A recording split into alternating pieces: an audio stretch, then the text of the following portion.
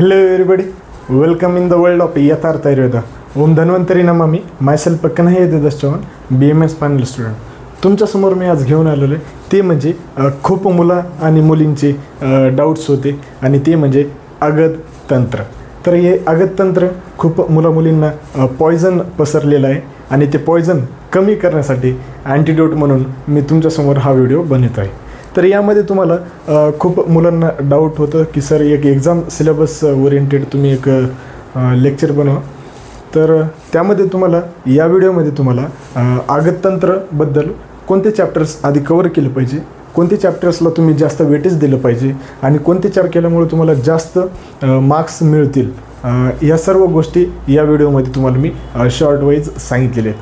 तर ते नीट काळजीपूर्वक व्हिडिओ बघा. व्हिडिओ जर आवडले नक्कीच लाईक करत जा, सबस्क्राईब करत जा, शेअर करत जा आणि अशाच प्रतिसाद असू द्या. आणि पुढचा व्हिडिओ कोणत्या विषयावर बनवू ते पण कमेंटमध्ये आवर्जून सांगा. आणि अशा पद्धतीनं या व्हिडिओमध्ये तुम्हाला मी अगदतंत्र सिलेबस वाईज कशी प्लॅनिंग करायची ते पण सांगितलेले, ते नीट काळजीपूर्वक बघा. तर चला वळूया आपण व्हिडिओकडे. Hello everybody. तर आता बघूया आपण अगदतंत्र सब्जेक्ट सिलेबस. तर आता त्याच्यामध्ये जर बघितलं मित्रांनो, तर पहिले आपण अगदतंत्राचा हा पेपर एकच असतो आणि ते 100 मार्क्सला असते. आता त्याच्यामध्ये जर बघितलं तर पहिला LQ आपण पहिले LQ घेऊ, त्यानंतर SQ वळूया. तर पहिले LQ जर बघितलं मित्रांनो, तर पहिल्या LQमध्ये तुम्हाला कन्सेप्ट्स ऑफ अगदतंत्र आणि विषचिकित्सा या दोन्हीपैकी एक येते. आता याच्यामध्ये जर बघितलं तर विषचिकित्सा याच्यामध्ये तुम्हाला डायग्नोसिस ऑफ पॉयझनिंग आणि किंवा मॅनेजमेंट ऑफ पॉयझनिंग हा फिक्स LQ येतो. यावर्षी येण्याची शक्यता आहे, ते काळजीपूर्वक करून घ्या. कारण की मागच्या वेळेस जर बघितलं तर मागच्या वेळेस टाईप्स ऑफ पॉयझन म्हणजे काय, विष, त्यांची चिकित्सा सांगितली होती, तर विचारलं होतं. तर यावेळेस मॅनेजमेंट ऑफ पॉयझनिंग हा LQ येण्याची शक्यता आहे, तर ते नीट काळजीपूर्वक करून घ्या. आता तुम्हाला जर बघितलं मित्रांनो, तर यामध्ये तुम्हाला तर कन्सेप्ट्स ऑफ अगदतंत्र आणि विषचिकित्सा आणि विषाक्त आहार परीक्षा हे 3 चॅप्टर्स मिळून तुम्हाला टोटल 13 मार्क्ससाठी येणार आहेत. आता याच्यामध्ये जर बघितलं मित्रांनो, तर यामध्ये तुम्हाला हे बेसिक पहिला धडा हा कन्सेप्ट्स ऑफ अगदतंत्र हा पूर्ण तुम्हाला वाचून घ्यायचा आहे, कारण की यामध्ये सर्व चॅप्टर्सचं बेसिक सांगितलेले. तर यामध्ये जर बघितलं मित्रांनो, तर तुम्हाला अगदतंत्र आणि क्लिनिकल टॉक्झिकॉलॉजी, त्याच्यानंतर पॉयझन, वेनम आणि टॉक्झिनचा डिफरन्शियल, त्याच्यानंतर विष उपद्रव भाव, विषगुण, विषाचे प्रकार, विषपित्त म्हणजे काय आणि विषमुक्त लक्षणं काय, या सर्व तुम्हाला या पहिल्या चॅप्टरमध्ये वाचायचे. त्याच्यानंतर तुम्हाला विषचिकित्सा हा नेक्स्ट चॅप्टर वाचायचं. आता याच्यामध्ये जर बघितलं मित्रांनो, तर याच्यामध्ये diagnosis of poisoning in living आणि डेड सांगितलेली, ते काळजीपूर्वक बघायचं. आणि हे general principles and management of poisoning हा फिक्स LQ असतो, तर हे LQ पण तुम्हाला नीट काळजीपूर्वक वाचायचं आहे. आता याच्यानंतर तुम्हाला पहिला SQ जर बघितला, तर ते पहिला SQ तुम्हाला हे विषाक्त आहार परीक्षा आणि विरुद्ध आहार यावर येत असतो, किंवा विषचिकित्सा किंवा कन्सेप्ट्स ऑफ अगदतंत्र. आता या तिन्हीपैकी एक चॅप्टरवर तुम्हाला SQ येऊ शकतो. तर त्यामुळे तुम्ही काळजीपूर्वक विषाक्त आहार परीक्षा, त्याच्यानंतर विरुद्ध आहार परीक्षा, जे की 18 प्रकारचे आहेत, ते नीट काळजीपूर्वक बघायचे आणि तुमचं पहिला SQ याच्यावर फिक्स येते. त्याच्यानंतर नेक्स्ट जर बघितलं मित्रांनो, तर नेक्स्ट LQ जर बघितला, तर नेक्स्ट LQमध्ये तुम्हाला गरविष आणि दुष्विष हे एक चॅप्टर किंवा जांगम विष या दोन्हीपैकी एकावर LQ येतो. म्हणजे तुम्हाला यामध्ये तुम्हाला जर बघितला तर गरविष आणि दुष्विष त्यासोबतच जांगम विष बघायचं आहे. आता जांगम विषमध्ये जर बघितलं मित्रांनो, तर तुम्हाला सर्प विषाचे प्रकार, सर्प किती प्रकारचे आहेत, त्यांचे मॅनेजमेंट, त्यांचे फॅटल डोस, फॅटल पिरियड, त्याच्यानंतर मेडिको लिगल ॲस्पेक्ट्स आणि त्यासोबतच पोस्टमॉर्टम ॲपिअरन्स, या सर्व पॉईंट वाईज तुम्हाला त्यांचे LQमध्ये लिहावं लागतात, तर ते काळजीपूर्वक बघायचे. आता यामध्ये मित्रांनो तुम्हाला सर्पविष झालं, त्याच्यानंतर लुताविष आणि त्यासोबतच कीटविष हे DK आहे, तर ते पण करून घ्या. त्याच्यानंतर वेक्टर बॉर्न डिसीजेसमध्ये मलेरिया, चिकनगुन्या हे सांगितलेले ते पण करून घ्या. आता याच्यामधून जर बघितलं मित्रांनो तर सर्प एकदा विचारलेलं आहे. तर आता यावर्षी तुम्ही लुताविष आणि वृश्चिक विष हे काळजीपूर्वक वाचायचं आहे आणि त्यासोबतच कीटाविष पण काळजीपूर्वक LAQसाठी वाचायचे. आता राहिला गरविष आणि दुशीविष. तर गरविष आणि दुशीविष हे तुम्हाला SAQमध्ये विचारतील. आता SAQमध्ये त्यांचे फॅटल डोस, फॅटल पिरियड किंवा मॅनेजमेंट किंवा त्यांचे साइन अँड सिम्पटम्स गरविष किंवा दुशीविष यांचे विचारू शकतात. तर हा तुमचा सेकंड LAQ झाला. आता थर्ड LAQ जर बघितलं मित्रांनो तर त्यामध्ये तुम्हाला स्थावरविष, त्याच्यानंतर स्थावरविष जे की प्लांट ओरिजिन, मेटॅलिक ओरिजिन सांगितलेले येतं.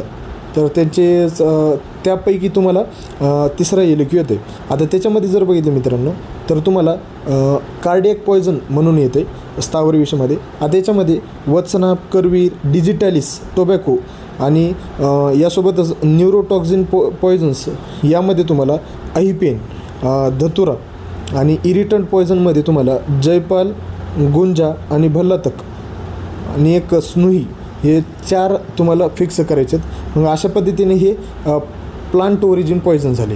त्याच्यानंतर त्यासोबतच तुम्हाला स्थावरविषमधले मेटॅलिक ओरिजिन. आता याच्यामधला आर्सेनिक एकदा विचारलेलं आहे, परंतु तुम्हाला ते पुन्हा एकदा वाचून घ्यायचं आहे. आणि त्याच्यानंतर तुम्हाला त्यामध्ये मर्क्युरी, लीड आणि कॉपर हे तिन्ही नीट काळजीपूर्वक बघायचं. आता याच्यामध्ये जर पॉईंट्स जर बघितले तर याच्यामध्ये पण तुम्हाला mode of actions, fatal dose, fatal period, त्याच्यानंतर sign and symptoms, management, medico legal aspects आणि पोस्टमॉर्टम ॲपिरन्स या सर्व काळजीपूर्वक पॉईंट्स तुम्हाला त्याच्यामध्ये करायचे आहे. त्याच्यानंतर तुम्ही आता हे तुमचा थर्ड LAQ. आता त्याच्यानंतर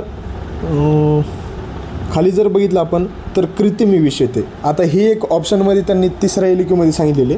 तर याच्यामध्ये तुम्हाला इनऑर्गॅनिक ॲसिड्स, त्यासोबतच ऑर्गॅनिक ॲसिड्स, अल्कलाइन्स, ॲस्पॅक्जियंट्स, ॲग्रोकेमिकल पॉयझनिंग्स हे सांगितलेले. तर याच्यामधला ॲग्रोकेमिकल पॉयझनिंगमधलं तुम्हाला ऑर्गनोफॉस्फरस एकदा विचारलेलं आहे, तर ते काळजीपूर्वक करून घ्यायचा. त्याच्यामधले तुम्हाला ऑर्गॅनोक्लोरिन कंपाऊंड्स करायचे आहे, त्यासोबतच ॲल्युमिनियम फॉस्फेट्स करायचे कारण की ते मस्ट नो आहे. आणि त्यासोबतच तुम्हाला इनऑर्गॅनिक ॲसिड्स मधले सर्व करायचे हे पण मस्ट नो येतं. ऑर्गॅनिक ॲसिड्समधले पण सर्व करायचे ते पण मस्ट नो येतं. त्यासोबतच ॲस्पॅक्जियंट्समधले कार्बन मोनॉक्साईड आणि कार्बन डायऑक्साईड हे DK येतं. तर हे स्किप करून टाका LAQच्या दृष्टीने, परंतु SAQला जर आलं तर ते तुम्हाला वाचावं लागेल.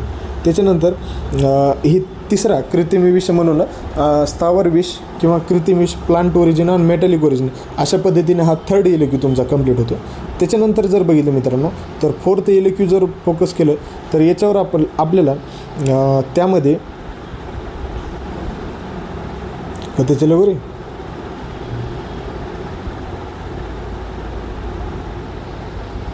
येतो. तर आता चौथा LAQ जे की त्यामध्ये तुम्हाला चॅप्टर्स बघायला मिळतात ते म्हणजे थॅनॅटॉलॉजी, ॲस्पॅक्जियल डेथ आणि इंजुरी. आता हे तिन्ही धडे मिळून तुम्हाला 12 मार्क आलेत.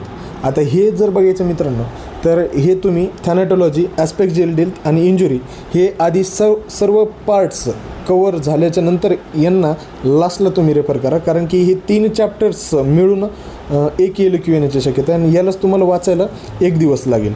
तर हे तुम्ही स्किप करून आधी बाकीचे पार्ट्स आधी कवरअप करून घ्या आणि नंतर हे लास्टला रेफर करा. तर याच्यामध्ये जर बघितलं मित्रांनो तर थॅनॅटॉलॉजीवर फोकस जर केला आपण तर याच्यामध्ये डेथ, टाईप्स ऑफ डेथ सांगितलेले आणि यामधून तुम्हाला यावर्षी LAQ येण्याचे चान्सेस आहेत. ते म्हणजे अल्गर मॉर्टिस, रायगर मॉर्टिस, लेबर मॉर्टिस हे 3 जे मॉर्टिस सांगितलेले ते नीट काळजीपूर्वक करून घ्या. आणि हे थोटा ॲक्ट SAQमध्ये एक येतं आहे ते पण काळजीपूर्वक करून घ्या. आता याच्यामध्ये जर बघितलं तर ॲस्पॅक्जियल डेथ, आता याच्यामध्ये तुम्हाला एकदा ड्राउनिंग एकदा विचारलेलं आहे तर ते पण करून घ्या. आता स्ट्रँग्युलेशन आणि सफोकेशन हे 2 तुम्ही मस्ट करायचे आहे आणि हँगिंग पण करायची. त्यासोबतच इंजुरी एकदा विचारलेले, परंतु तुम्हाला यामध्ये मेकॅनिकल इंजुरी, त्याच्यानंतर थर्मल इंजुरी आणि डोअर डेथ हे सर्व तुम्हाला वाचायचं आहे. त्याच्यानंतर यामध्ये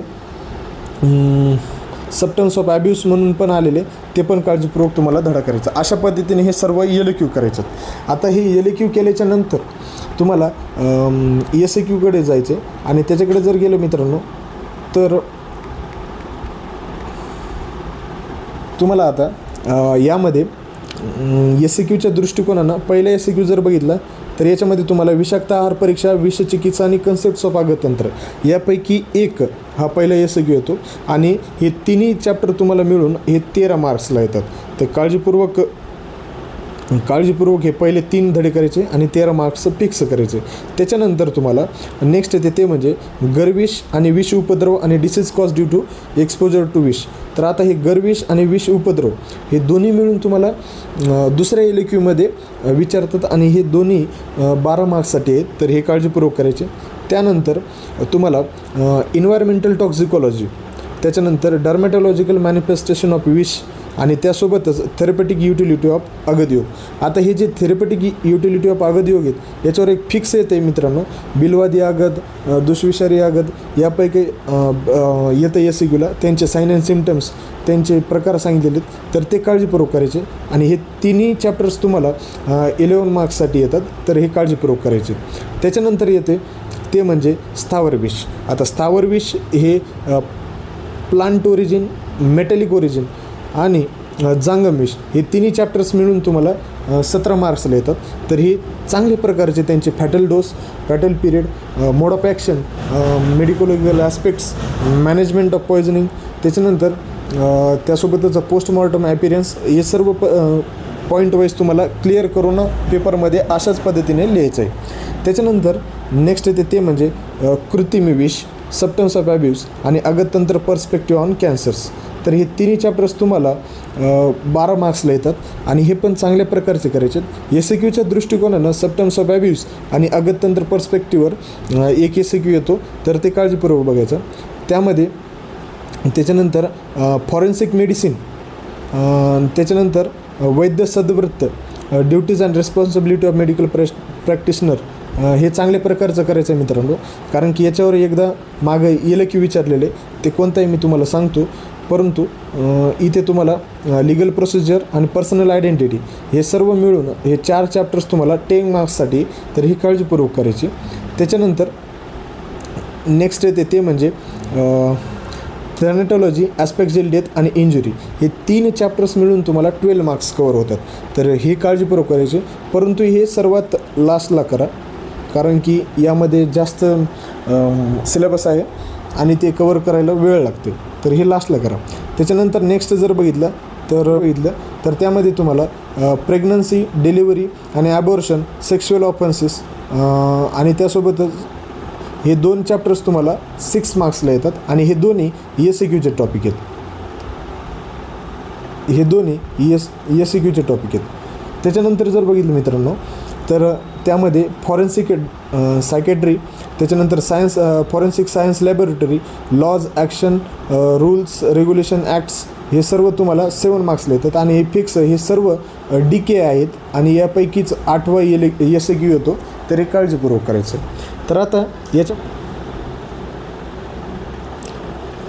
तर आता मला जे सांगायचं होतं ते म्हणजे वैद्य सद्वृत्त. आता duties and responsibility of medical practitioner. तर यामध्ये तुम्हाला कॉन्स्टिट्यूशन, ऑब्जेक्टिव्ह आणि फंक्शन ऑफ NCISM हे पॉईंट एक नीट करायचं आहे. त्यासोबतच describe professional negligence, professional misconduct and unethical practice हे पॉईंट तुम्हाला स्किप करायचे नाही. हे मस्ट नो आहेत आणि हे नीट काळजीपूर्वक करा. त्यासोबतच डिस्क्राईब कन्सेंट, प्रोफेशनल सिक्रेसी आणि प्रिव्हिलेज कम्युनिकेशन हे पॉईंट पण तुम्हाला स्किप करायचं नाही. कारण की यामध्ये जर बघितलं तर हा प्रोफेशनल निग्लिजन्स एकदा LAQ विचारलेले, तर ते काळजीपूर्वक करा. आणि हा वैद्य सिद्धवृत्त जे चॅप्टर आहे ते पण काळजीपूर्वक वाचून घ्या.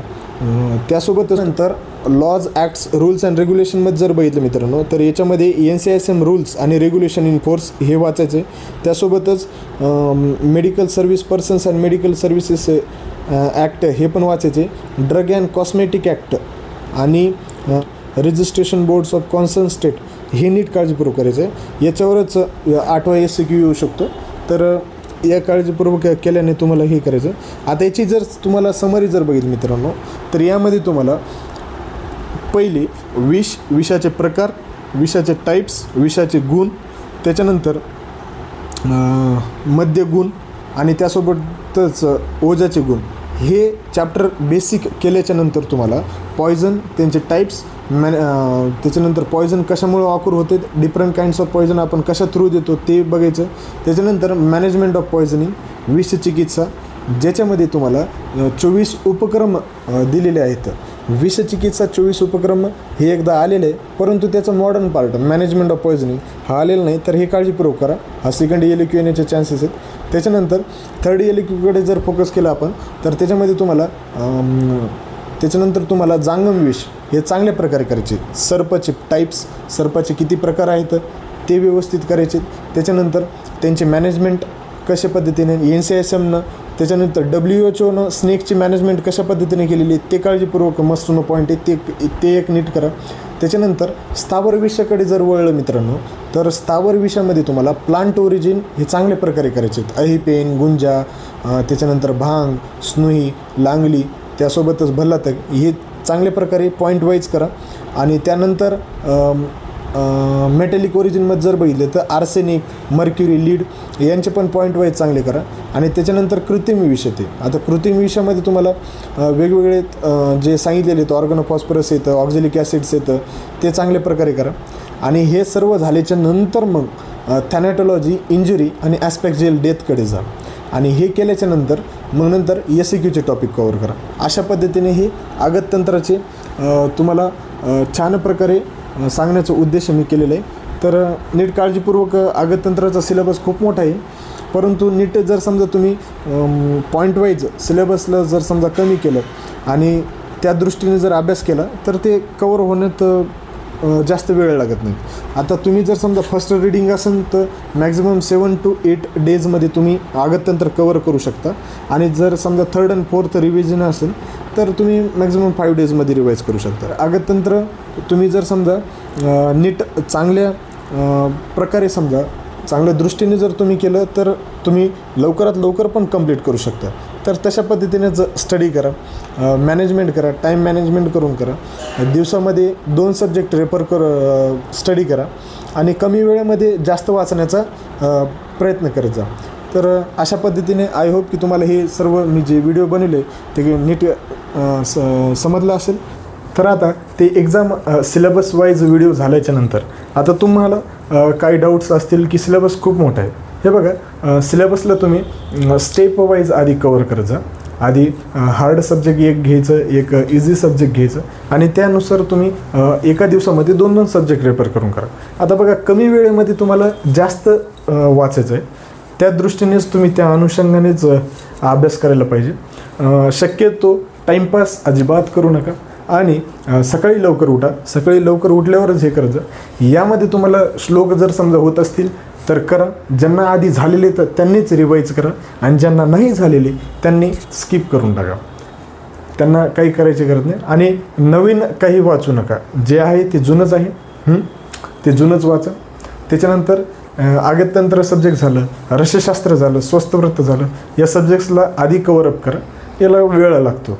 तर अशा पद्धतीनं हा व्हिडिओ मी समजण्याचा प्रयत्न केलेला आहे आणि तुमच्या मनामध्ये हा पोचलेला असेल असं मी इच्छा बाळगतो आणि हा व्हिडिओ इथेच संपवतो. Thank you very much.